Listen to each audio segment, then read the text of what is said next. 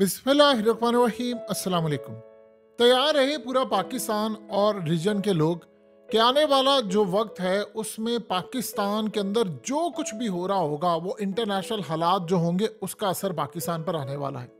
Scenario ये हुआ है कि कल जो बाइडन ने सीक्रेटली एक ऑर्डर दिया है और इस ऑर्डर को इंटरनेशनल मीडिया की जीनत यानी वो लीक होके सामने आ गया। उसमें कहा यह गया है कि जो बाइडन की जानिब से ओपनली अब ये बात आने वाले दिनों में भी कही जाएगी, उन्होंने यूक्रेन को कहा है कि आप रूस के ऊपर मिसाइल मार दो, बॉम्ब मार दो, और ये तमाम की तमाम चीज़ें जितने हमने आपको मिसाइल दिए थे, लॉन्ग रेंज मिसाइल्स, और इसके साथ साथ जितने ड्रोन से लेकर तमाम चीज़ें इनसाइड रशिया है, ये समझिए रशिया में जाकर मारो और हमला कर दो यूक्रेन की साइड से।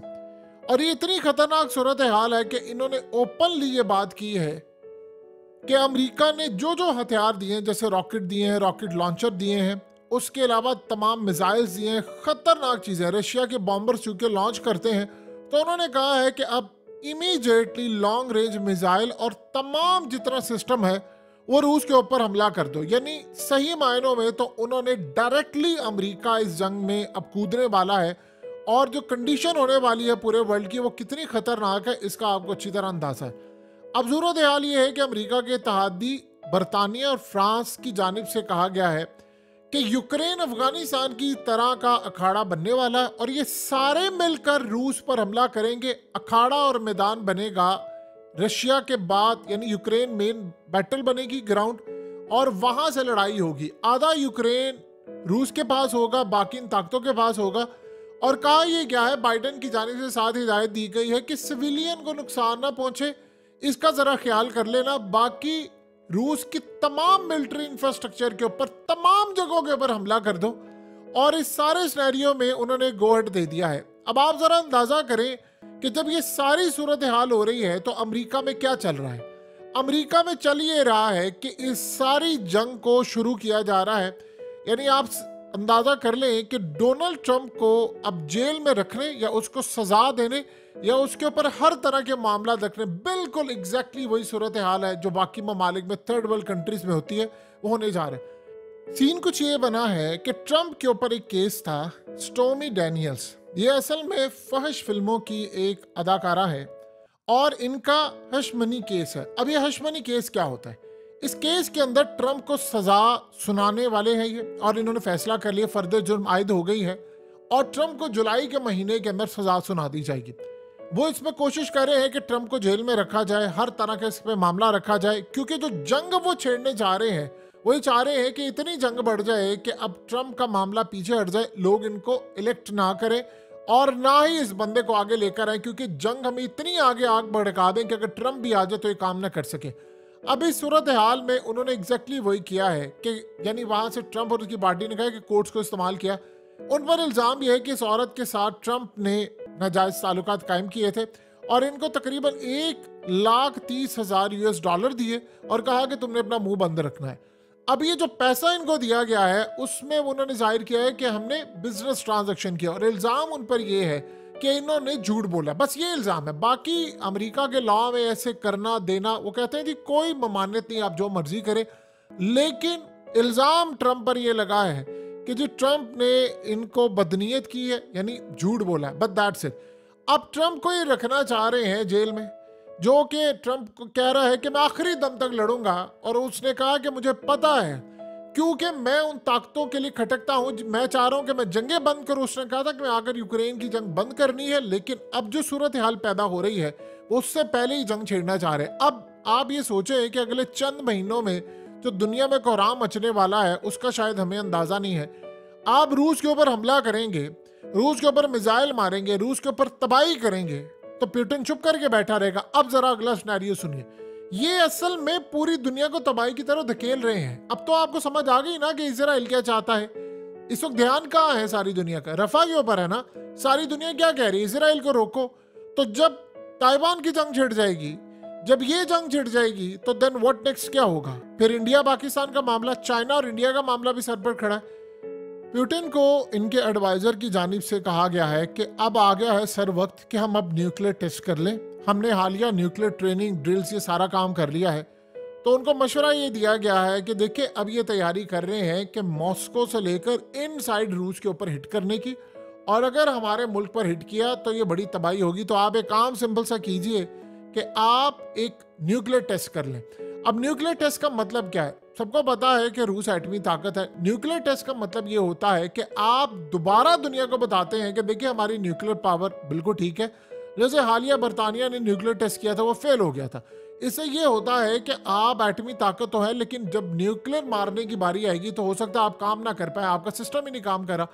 तो अब इस सारी सूरत हाल में रूस करने ये जा रहा है एक न्यूक्लियर टेस्ट। जब न्यूक्लियर टेस्ट कामयाब हो जाएगा तो इसका ये मतलब है कि वो न्यूक्लियर हमला करने के लिए मुकम्मल तौर पर तैयार है। रूस ने कहा था कि अगर मेरे मुल्क पर एक पटाखा भी फोड़ा गया, तो मैं न्यूक्लियर मारने से दरेग नहीं करूंगा। असल में 3 मुल्क हैं जो पूरी तरह तैयार हैं कि हम तबाही करें, बस वो पागल हो चुके हैं। एक है फ्रांस, जिसको अभी चाइना ने समझाया भी है, और एक है बरतानिया, और अब आता है यूक्रेन। यूक्रेन असल में अखाड़ा बनने वाला है, यहाँ पर लड़ाई होगी। रूस यहाँ पर आधा मुल्क उन्होंने ले लिया है तकरीबन, बाकी भी वो ले लेंगे, और इस सारे सिनेरियो के बाद वो जंग के लिए उतर जाएंगे। ये जब हमला करेंगे रूस के ऊपर, आप उसका अंदाजा भी नहीं लगा सकते कि इनके साथ होने क्या लगा है। यानी आप सोच भी नहीं सकते कि इनके साथ जो मामलात होने जा रहे हैं, आज से पहले कभी जिंदगी में ऐसा नहीं हुआ। जब ये लड़ाई में कूदेंगे, ये मामला सारा करेंगे, तो फिर आप बताइए कि उसके बाद अगर बाइडेन रहे या ना रहे, वो कौम को कहेगा कि जी हम हालत जंग के अंदर है, यहाँ पर मेरे अलावा कोई ऑप्शन नहीं है। अगर आपने काम किया तो मुल्क तबाही की तरफ जाएगा। और ये भी पॉसिबिलिटी है कि उसकी आड़ के अंदर वो कह दें जी मुल्क के अंदर हमने कोई इमरजेंसी नाफिज कर दी है, फलाना कर दिया, ये कर दिया है, तो अब आगे बढ़े। फिलहाल यहाँ पर दूर दूर तक इंतखाब का कोई चांस नहीं है। रूस ने बड़ा क्लियरली कह दिया है कि हमारी अब तैयारियां पूरी हैं, हमने फौज को हर तरह से डिप्लॉय कर दिया। अब इसका असर पाकिस्तान पर कैसे पड़ने वाला, इसको जरा आप समझे। देखिए, पाकिस्तान एक ऐसा मुल्क है जो आने वाले जो कुछ अरसे के अंदर सारी दुनिया की गुफ्तगू का मरकज पाकिस्तान बन जाएगा। अब आप सोचेंगे क्यों ये बनेगा। अब जानते हैं कि रूस की मदद करने के लिए सबसे पहले कौन सामने आएगा इस जंग के अंदर? जब रूस पर हमला, अभी तो यूक्रेन में लड़ाई थी, चाइना को रोकने के लिए इन्होंने प्लान 2 किए हैं। ताइवान का मामला बहुत ज्यादा हद तक ये खराब कर रहे हैं, और आ रहा है इंडिया। ये जो कल इंडिया की सूरत हाल सामने आई थी सैटेलाइट इमेज से, कि जो आकर चाइना ने अपने डिप्लॉय कर लिए हैं, यानी J-20 और बाकी, वो क्यों किए? पाकिस्तानियों को शायद अंदाजा नहीं है। हम पड़े हुए सिक्योरिटियों के चक्कर में, हम पड़े हुए जेलों में, समातों में, फलाना में, ये वो। जो तूफान आपके ऊपर इस वक्त बर्पा करने वाले हैं इंटरनेशनल प्लेयर्स, उसका आपको और हमें अंदाजा नहीं है। पाकिस्तान इस वक्त शायद प्राइम टारगेट नहीं है, क्योंकि ना तो हम इस काबिल अब रहे हैं कि हम दुनिया के मामलात में अपनी कोई राय दे सके, बल्कि हमारा एक ही काम है कि हम भीख मांगते हैं, पैसा मांगते हैं, हमारे हालात है, रहम कर दें, लोन है, कर्जे, बस ये, इससे आगे हमारी जिंदगी नहीं है। लेकिन पाकिस्तान इस सारी सूरत हाल में याद रखिएगा, इंडिया की जानिब से एक बहुत ही बड़ा मंसूबा तैयार बैठा हुआ है, जिसको इंटरनेशनल सतह पर इंडोर्स करना, और ये सबको पता है चाइना के हवाले से। इन्होंने रोकना है कि रूस की मदद ना की जाए। देखिए, ये जो शुरुआत हुई थी कुछ दिन पहले कि चाइनीज कंपनी को कहा गया था कि अगर आपने रूस के साथ कोई तिजारत किया, कोई मामला किया, हम आप पर बैन लगाएंगे। रूस को जंग में धकेलना, चाइना को रोकना, चाइना को 2 जगह इंगेज करना, इंडिया से, चाहे वो गिलगित बल्तिस्तान वाली साइड से इंडिया से हमला कराकर उसका सीपैक, या फिर आगे चलकर, ये याद रखिएगा, या फिर आगे चलकर इन्होंने ताइवान की साइड। तो पाकिस्तान मेन बैटल ग्राउंड बनाने की इनकी तैयारी है। अब इसका असर बराह रास्त पाकिस्तान पर पड़ेगा। हमारा बॉर्डर लगता है चाइना के साथ, तो ये आप अच्छी तरह समझ लें कि ये मामला हमारे साथ होने जा रहे हैं। फिर उसके बाद सबसे बड़ा जो मसला इस वक्त पैदा हो गया है, वो यहाँ से सिनेरियो जब निकल रहा है, हुआ ये है कि ईरान ने हूसियों को और बाकी ममालिक को देने शुरू कर दिए मिसाइल। ईरान के जो रूस को मिसाइल है, वो शाम के अंदर भी अब डिप्लॉय होने जा रहे हैं, और गालिबन शाम के अंदर से वो मिसाइल इजराइल के ऊपर भी रहेंगे। अब आप सोचें कि इस वक्त दुनिया का ध्यान सारे का सारा है इजराइल पर। आपको पता भी नहीं चलेगा, आप देखते रह जाएंगे और हम सब देखते रह जाएंगे। दुनिया अगले कुछ अरसे के अंदर इजराइल और गजा के मामले को भूल जाएगी। ऐसा लगेगा कि ये लड़ाई हो ही नहीं रही, जबकि सबसे ज्यादा लड़ाई वहां पर हो रही होगी। मीडिया के थ्रू आपको सिर्फ 3 तरह की खबरें आ रही होंगी, पाकिस्तान के हवाले से, इंडिया के हवाले से, उसके अलावा रूस के हवाले से और चाइना के हवाले से, और इक्का दुक्का कोई खबर आ रही होगी इजराइल के हवाले से। इसराइल यहाँ पर चूंकि रुक नहीं रहा, उन्होंने ना रुकना है और वो अगले मरहले पर बढ़ते जा रहे हैं, बढ़ते जा रहे हैं। तो जब बात यह है कि बहुत सारे ममालिक को आपस में इंगेज कर लिया जाएगा, देन क्या होगा? अब आप रूस के ऊपर लॉन्ग रेंज मिसाइल मारेंगे तो रूस का एयर डिफेंस सिस्टम उसको रोकेगा तो सही, लेकिन बदले में वो क्या करेगा? वो डायरेक्ट अमेरिका के ऊपर हमले करेगा। यानी यूक्रेन में तो लड़ाई जारी होगी, फिर वो साइबर हमले करेगा। यानी आप ये सोचें कि यहां तक सूरत हाल हो जाएगी कि अमेरिका के कई शहरों की बिजली मुनक़ता करने की तैयारी है, अमेरिका के कई जगहों पर मामला खराब करने की तैयारी है। लावा जो फटने वाला है हमें उसका अंदाजा नहीं है। इंटरनेशनल सतह पर एक जंग छिड़ती है, तेल की कीमतें आसमान पर जाती हैं, किसी मुल्क में जंग छिड़े या ना छिड़े वो बराह रास्त उससे मुतासिर हो जाता है। क्या हमने आज से पहले ऐसा सिनेरियो देखा हुआ है? अब ये होने जा रहा है। अब इसके बाद जो अगला मरला होगा हमें अंदाजा नहीं है। लोग ये पूछ रहे हैं रफा ऑपरेशन हो रहा है इसराइल का, जिस पर ऑल आइज ऑन रफा सारी दुनिया की है, इसके बाद व्हाट नेक्स्ट क्या होगा? हमें ये लग रहा है कि इसराइल यहाँ पर रुक जाएगा, वो आ रहा है वेस्ट बैंक की जानिब। आपके हाथ से सारी चीजें निकल रही हैं, ये आप ज़हन में रखिएगा। इसके बाद एक बड़ी खतरनाक सूरत हाल पैदा होने वाली। हुआ ये है कि इसराइल के फॉरेन मिनिस्टर ने यूरोप को कहा है कि एक बहुत बड़ा हमला होने वाला है। और हमला कहाँ पर होने वाला है? हमला होने वाला है यूरोप के अंदर। और वो कह रहे हैं कि यूरोप में एक जो हमला होगा उसके पीछे होगा हाथ ईरान का। आपको कुछ याद आ रहा है कि रूस में एक हमला हुआ था, 48 घंटे पहले एक नोटिस जारी होता है और उससे पहले भी एक नोटिस होता है, उसमें कहा यह जाता है कि दाइश का कोई बड़ा हमला होने वाला है तो रूस से सारे निकल जाए। हमला हो गया, नाम अमेरिका पर आ गया, लेकिन अभी तक मामला काफी खराब है। अब एग्जैक्टली यही सूरत हाल है। यूरोप जंग में कूद नहीं रहा ईरान के खिलाफ, उन्होंने इनकार कर दिया है। अब इजराइल क्या चाह रहा है? इजराइल ये चाह रहा है कि वहां पर कोई 2 नंबरी कर ली जाए, वहां पर कोई ऐसा हमला या कोई काम हो जाए जिसके बाद ये सारे के सारे कूद पड़े और ईरान के खिलाफ कूद पड़े। ईरान 1000 दफा इनकार करता रहे, हमने नहीं किया नहीं किया, ये कूद पड़ेंगे, क्योंकि इसराइल ने भी हालिया इनको कहा है ईरान को कि हम तुम्हें हिट करेंगे। अब इन्होंने यूरोप को बुलाया कि आप आए और इन पर हमला करें। यूरोप ने कर दिया है इनकार। ये बात इजराइल को हजम नहीं है, तो यूरोप को कैसे जंग के साथ धकेलना, नाटो कैसे आएगी?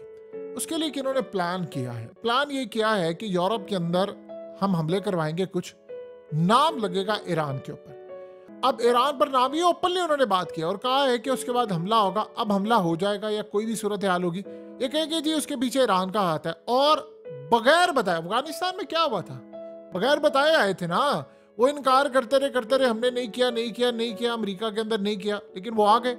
अब यहाँ पर जो वो हमला करके आगे जंग छेड़ दी अफगानिस्तान में, और देख लो उसके बाद क्या हाल हुआ। वो बात की बात है जो मामला हुआ, यहाँ पर भी एग्जैक्टली वो ये करने जा रहे हैं। अफगानिस्तान और ईरान में जमीन आसमान का फर्क है। ईरान बहुत आगे है, ईरान इन सब का बाप भी इस वक्त बना हुआ है। तो आप बताएं कि क्या ये ईरान पर नहीं आ रहे? क्यों? अब उन्होंने रोकना है उसको न्यूक्लियर ताकत बनने से भी और बहुत सारे मामलात में। तो ये सारे का सारा सिनेरियो कुछ इस तरह से बन रहा है कि बाइडेन ने सबसे पहले आकर इसकी शुरुआत की है। असल में एक बड़ी अजीबोगरीब रेस लगी हुई है ट्रंप की और बाइडेन के दरमियान। दोनों इस वक्त इजराइल को राम कर रहे हैं और वो कह रहे हैं, क्योंकि ट्रंप ने असल में बदला लेना है अमेरिकी एस्टैब्लिशमेंट से, और अमेरिकी एस्टैब्लिशमेंट के ऊपर जो एस्टैब्लिशमेंट बैठी हुई है वो है इजराइल। तो बाइडेन को भी पता है। अब ये सारे ये समझते हैं कि हम माई बाप से बात करें और वो आकर ये सारा काम करे। तो इस सारे सिनेरियो में मामला इस वक्त ये चल रहा है कि ट्रंप के भी ताल्लुका ठीक हो गए इजराइल से। उसने कहा जी मैं आऊँगा तो मैं आपको पूरी तरह सपोर्ट करूँगा, मैं स्टूडेंट्स को निकाल दूंगा, मैं फलाना कर दूंगा, आपको ही फैसिलिटेशन होगी सारी। और उधर बाइडेन भी, अब उसने कहा था जी मैं हथियार नहीं दूंगा, वो भी पीछे हट गया। अब सवाल यहाँ पर ये है कि जो ज्यादा आगे बढ़कर देगा, यानी फैसिलिटेशन के मामलात रखेगा, जो ज्यादा इजराइल के साथ खड़ा होगा, उसके लिए ग्रीन सिग्नल होगा। ये आप अच्छी तरह समझ ले।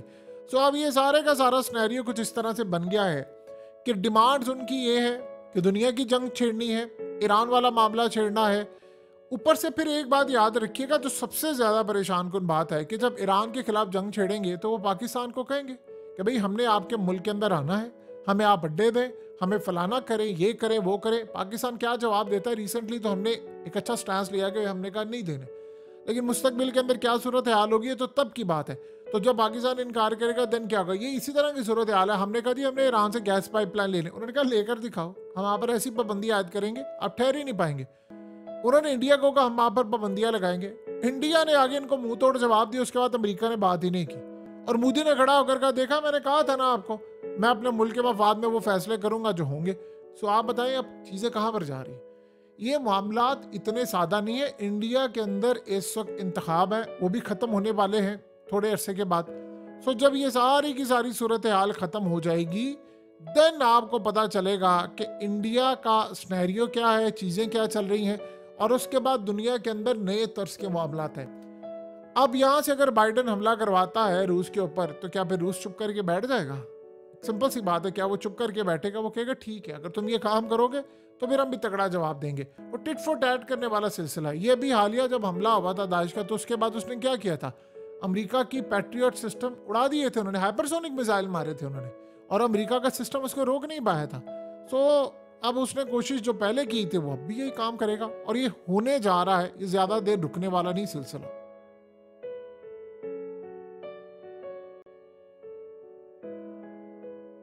हकीकत टीवी को सब्सक्राइब करना मत भूलें, वीडियो को लाइक करें, शेयर करें और कमेंट सेक्शन में अपनी राय का इजहार ज़रूर करें।